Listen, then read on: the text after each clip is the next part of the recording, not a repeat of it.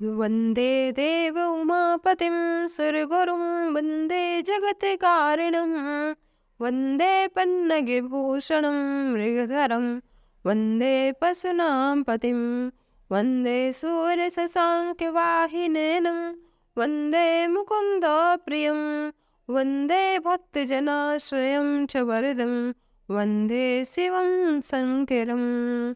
बोलिए महादेव की जय। जय श्री कृष्ण मित्रों, आपका स्वागत है आपके अपने YouTube चैनल व्रत कथा प्रभास में। मित्रों, आज के इस वीडियो में हम श्रवण करेंगे 16 सोमवार व्रत की पूजन विधि एवं महात्म्य। व्रत की संपूर्ण कथा शास्त्रीय विधि अनुसार जो श्री शिव महापुराण में वर्णित है। मित्रों, 16 सोमवार की पूजन विधि, 16 सोमवार का व्रत हमें कब से शुरू करना चाहिए और इसकी कथा क्या है, इसका करने से हमें क्या फल मिलता है, आज हम ये संपूर्ण जानकारी शास्त्रीय विधि पूर्वक सुनेंगे। तो सबसे पहले हम 16 सोमवार की पूजन विधि को जानते हैं।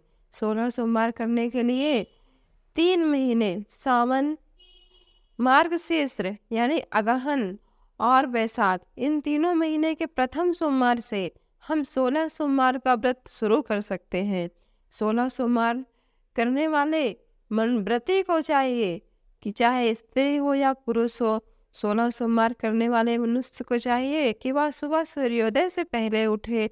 सुबह सूर्योदय से पहले उठकर स्नान करने के लिए जल में काला तिल डाले और काला तिल डालकर स्नान करे। फिर साफ स्वच्छ वस्त्र पहनकर भगवान शिव के समक्ष 16 सोमवार व्रत करने का संकल्प करे। फिर जब शाम आ जाए यानी प्रदोष काल में, तो आप सवा सेर यानी सवा पाव या आधा सेर गेहूं के आटे से चूरमा बनाए और उस चूरमा के 3 भाग करके भगवान शिव का भोग लगाए। अगर आपसे चूरमा न बने तो आप कुछ भी बना सकते हैं, जैसे खीर इत्यादि भी बना सकते हैं। फिर शाम के समय प्रदोष काल में अगर आपसे हो सके तो मिट्टी की शिवलिंग बनाइए। भगवान शिव, पार्वती तथा गणेश जी की प्रतिमा बनाकर भगवान शिव को षोडशोपचार विधि से पूजन करें। यानी कि भगवान को सर्वप्रथम आप गाय का शुद्ध दूध, दही, घी, शर्करा और मधु यानी शहद से स्नान कराएं। फिर भगवान को सुगंधित जल से स्नान कराएं। फिर भगवान को शुद्ध जल से स्नान कराइए। फिर भगवान को वस्त्र, धूप, दीप, नैवेद्य, ऋतु फल, लौंग, इलायची, पान सुपारी तथा दक्षिणा आदि समर्पित करें। फिर भगवान से अपने गलती अपराध की क्षमा मांगे और आपकी जो मनोकामना हो वह पूरी करने की भगवान सदाशिव आशुतोष से विनती करें। यदि आप अगर शिवलिंग ना बना, मिट्टी के शिवलिंग, पार्थिव शिवलिंग यदि आप ना बना पाए, तो अगर आपके घर में जो शिवलिंग हो आप वहाँ भी षोडशोपचार विधि से पूजन कर सकते हैं। लेकिन आपको घर में प्रसाद जरूर कुछ न कुछ बनाना चाहिए। प्रसाद के 3 हिस्से करें, एक हिस्सा गाय को खिलाएं, एक हिस्सा अपने परिवार के अन्य सदस्यों को प्रसाद के रूप में दें तथा तीसरा हिस्सा स्वयं खाएं और भगवान शिव से अपना व्रत पूरा करने की प्रार्थना करें। इस तरह से पूजन करने से भगवान सदाशिव अवश्य आपके सारे कार्य संपन्न कर देंगे।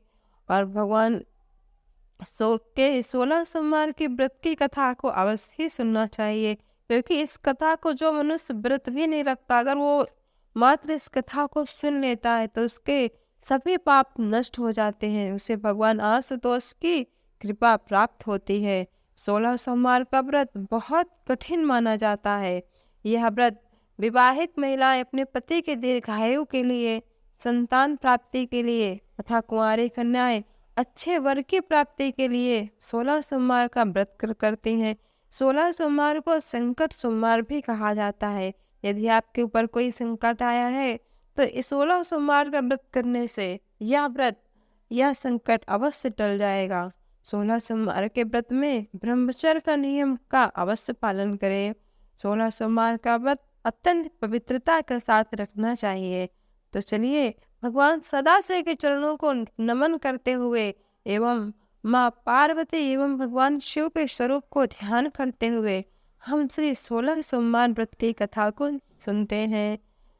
तो एक बार प्रेम से बोलिए आशुतोष भगवान शंकर की जय। जिन लोगों का व्रत हो वो अपने हाथ में अक्षत और फूल लेकर कथा को सुने। कथा पूरी होने के बाद अक्षत और फूल भगवान सदाशिव के चरणों में समर्पित करें।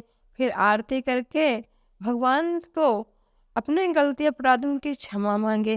तो चलिए एक बार प्रेम से बोलिए उमापति महादेव की जय।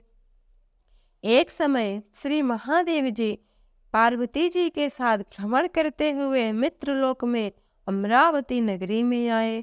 वहां के राजा ने शिव जी का जो मंदिर बनवाया था वह अत्यंत भव्य एवं रमणीक था। तो वहां भ्रमण करते समय शिव पार्वती भी वहीं आकर ठहर गए। पार्वती जी ने कहा, हे नाथ, आओ आज इसी स्थान पर चौसर खेलें। खेल आरंभ हुआ। उसी समय शिव जी माँ पार्वती से कहने लगा, देखो पार्वती, इस खेल में जीत मेरी ही होगी। उनकी इस प्रकार वार्तालाप करते समय वहां पुजारी जी आ गए। पार्वती जी ने पुजारी जी से पूछा, हे पुजारी जी, बताइए जीत किसकी होगी। पुजारी जी बोले, इस खेल में महादेव जी के समान कोई दूसरा परंगत नहीं हो सकता, इसलिए महादेव जी ही यह बाजी जीतेंगे। परंतु यह उल्टा हो गया, यहाँ माता पार्वती जी जीत गई। अतः पार्वती जी ने मिथ्या भाषण के कारण पुजारी को कोढ़ी होने का श्राप दे दिया। अब तो पुजारी कोढ़ी हो गए। शिव पार्वती जी दोनों वापस कैलाश धाम को चले गए। कुछ समय पश्चात अप्सराएं पूजन करने आई। अप्सराओं ने पुजारी जी से उनके कोढ़ी होने का कारण पूछा तो पुजारी ने सब बातें बता दी। अप्सराएं कहने लगी, पुजारी जी, आप 16 सोमवार का व्रत करें तो शिव जी प्रसन्न होकर आपका संकट अवश्य ही दूर करेंगे। पुजारी जी ने अप्सराओं से व्रत विधि पूछी तो अप्सराओं ने व्रत करने और व्रत के उद्यापन करने की संपूर्ण विधि बता दी। उस समय पुजारी ने से अप्सराओं ने कहा, सोमवार के दिन सुबह स्नान करके साफ और स्वच्छ कपड़े पहन लिए और आधा किलो आटे से चूरमा बनाकर उसके 3 भाग कर लेना और प्रदोष काल में भगवान शिव के पार्थिव लिंग बनाकर उनका षोडशोपचार विधि से पूजन करना। उसके बाद एक हिस्सा गाय को, एक हिस्सा लोगों में प्रसाद और तीसरा हिस्सा स्वयं खाना। इस तरह 16 सोमवार का व्रत करना। 7वें सोमवार को 1/4 गेहूं के आटे से चूरमा बनाना और शिव जी को अर्पित कर लोगों में बांट देना। 1/4 मतलब मित्रों 5 किलो गेहूं के आटे का चूरमा बनाना और उसको प्रसाद बनाकर लोगों में बांट देना। तो इस तरह का व्रत करने से तुम्हारा अवश्य कोढ़ दूर हो जाएगा। इस तरह पुजारी ने 16 सोमवार पूरा नियम पूर्वक व्रत किया और उसका कोढ़ ठीक हो गया। अब तो वह खुशी खुशी रहने लगा। पुजारी जब रोग मुक्त हो गया तो कुछ दिन बाद पुनः शिव पार्वती उसी मंदिर में आए। तो पुजारी जी को रोग मुक्त देखकर माँ पार्वती ने पूछा, मेरे दिए श्राप से तुमने कौन सा उपाय किया कि तुम रोग मुक्त हो गए। तो पुजारी जी ने कहा, हे माता, अप्सराओं द्वारा बताए गए 16 सोमवार के व्रत करने से मेरा यह कष्ट दूर हुआ है। पार्वती जी ने भी 16 सोमवार का व्रत किया, जिससे प्रसन्न होकर रूठे हुए कार्तिकेय जी ने अपनी माता से के आज्ञाकारी पुत्र हुए। कार्तिकेय जी ने पूछा, हे माता, ऐसा क्या कारण है कि मेरा मन सदा आपके चरणों में लगा रहता है। पार्वती जी ने कार्तिकेय को 16 सोमवार के व्रत का महत्व तथा विधि बताई। तब कार्तिकेय जी ने भी इस व्रत को किया तो उनका बिछड़ा हुआ मित्र मिल गया। अब मित्र ने भी इस व्रत को किया। तब मित्र ने यह व्रत अपनी विवाह की इच्छा से किया था। फलतापा विदेश गया।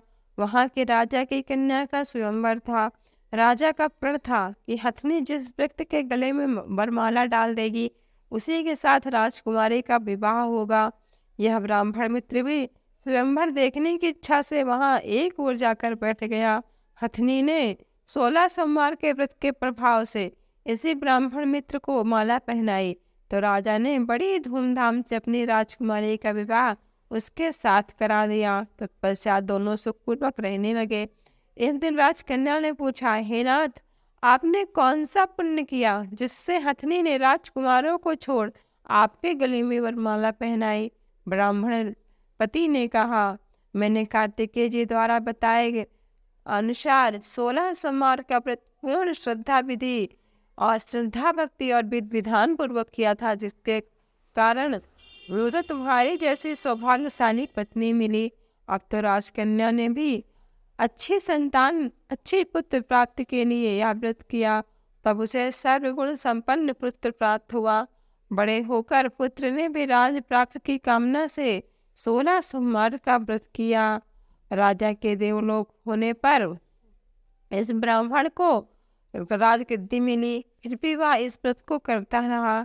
एक दिन उसने अपनी पत्नी से पूजन सामग्री शिवालय में ले चलने को कहा, परंतु उसने पूजन सामग्री अपनी दासियों द्वारा भिजवा दी। जब राजा ने पूजन समाप्त किया तो आकाशवाणी हुई कि हे राजा, तुम इस पत्नी को त्याग दो, नहीं तो तुम्हारा राजपाट नष्ट हो जाएगा।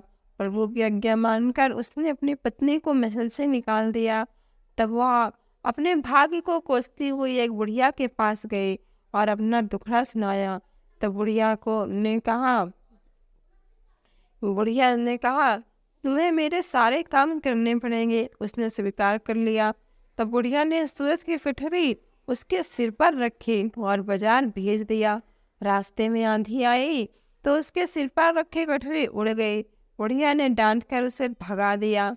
अब रानी बुढ़िया के यहाँ से चलते चलते एक आश्रम में पहुंची।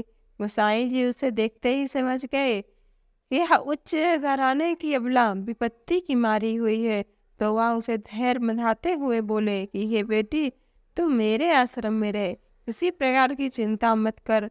रानी आश्रम में रहने लगी, परंतु वह जिस वस्तु को हाथ लगाती वह वस्तु खराब हो जाती। यह देखकर गोसाई जी ने पूछा, हे बेटी, तुमने किस देव का अपराध किया है? रानी ने बताया कि मैंने अपने पति की आज्ञा का उल्लंघन किया और शिवालय में पूजन के लिए नहीं गई, इसी से मुझे यह घोर कष्ट उठाने पड़ रहे हैं।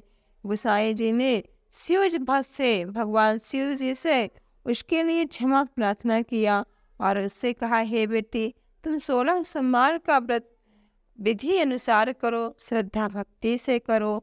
तब रानी ने विधि पूर्वक व्रत पूर्ण किया। तब 16 सोमवार के व्रत के प्रभाव से राजा को रानी की याद आई और उसने दूतों को रानी की खोज में भेजा। आश्रम में रानी को देख दूतों ने राजा को बताया। तब राजा ने जाकर गोसाई जी से कहा, महाराज जी, यह मेरी पत्नी है। भगवान शिव के प्रकोप से मैंने इसका परित्याग किया था, पर अब उनकी आज्ञा से अब मैं इसे अपने साथ ले जाने के लिए आया हूँ। शिव जी की कृपा से राजा रानी प्रतिवर्ष 16 सोमवार का व्रत श्रद्धा पूर्वक करने लगे और वो आनंद से रहने लगे और इस लोक में सुख भोग कर अंत में वह शिवलोक को प्राप्त हुए। तो एक बार प्रेम से बोलिए, भगवान उमापति महादेव की जय।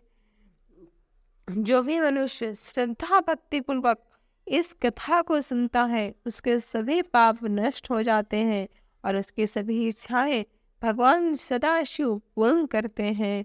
तो एक बार प्रेम से बोलिए, हर हर महादेव।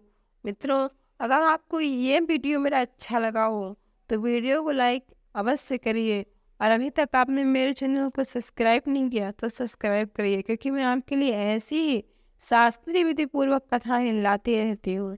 मैं एक भी कथाएं इधर उधर से नहीं लाती, जो शास्त्रों में वर्णित है व्रत की कथा वही आपके लिए लेकर आती हूँ। तो एक बार प्रेम से बोलिए, हर हर महादेव।